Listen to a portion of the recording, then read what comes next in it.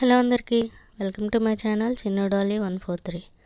ముందుగా అందరికీ శ్రీరామనవమి శుభాకాంక్షలు.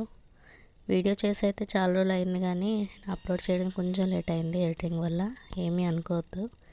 ఇది మా ఊర్లో జరిగిన శ్రీరామనవమి. చాలా బాగా చేశారు. రాముల వారికి యజ్ఞోపవేతం వేస్తున్నారు.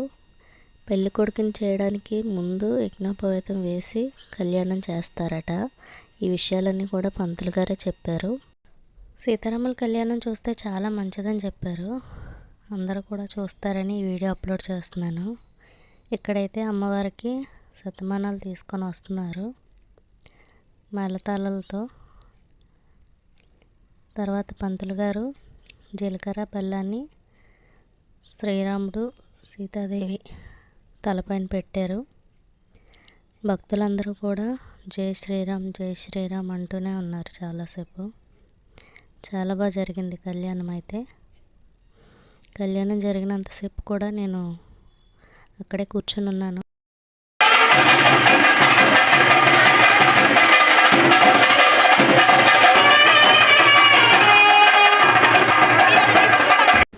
మంగళసూత్రాలను అమ్మవారి శిరస్సు పైన ఉంచి పాలను పోశారు. అలా చేయటం వల్ల వధువు ఇంటికి సిరి సంపదలు అనేవి వస్తాయనేసి అలా చేస్తారట. ఆ తర్వాత మంగళ వాయిద్యాల నడుముల గట్టి మేళంతో అమ్మవారికి మాంగళ్యధారణ జరిపించారు.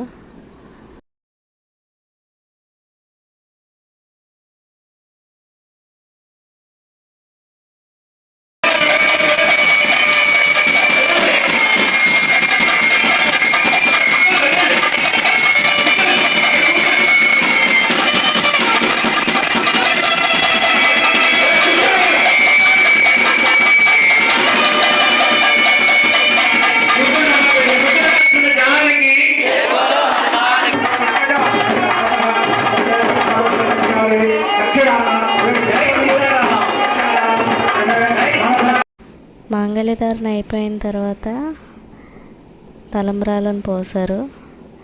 అవి ముత్యాలు అన్నీ కలిపి తలంబ్రాలను వేశారు. ఆ తలంబ్రాలనే అక్షింతలుగా వచ్చిన జనాలందరికీ కూడా ఇచ్చారు. ఆ తలంబ్రాలను అయితే తీసుకొని వచ్చి ఇంట్లో చాలా జాగ్రత్తగా దాచుకుంటారు చాలామంది.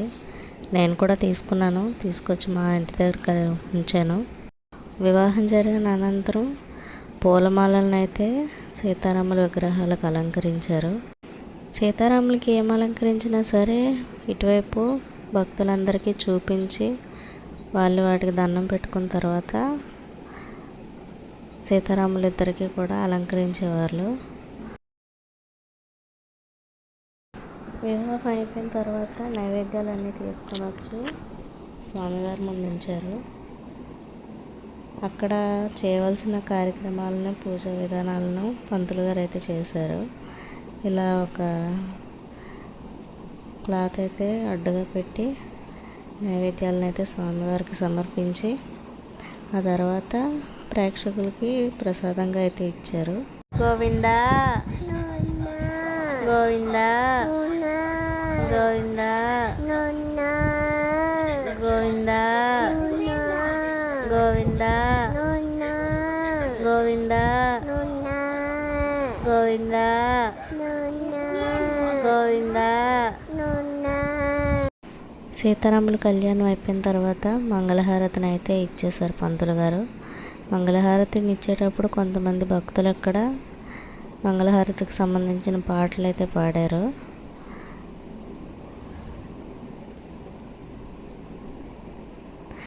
వివాహం తర్వాత అన్నసంతర్పణ చేశారు. చాలామంది భక్తులు అయితే వచ్చి ప్రసాదాన్ని తిన్నారు.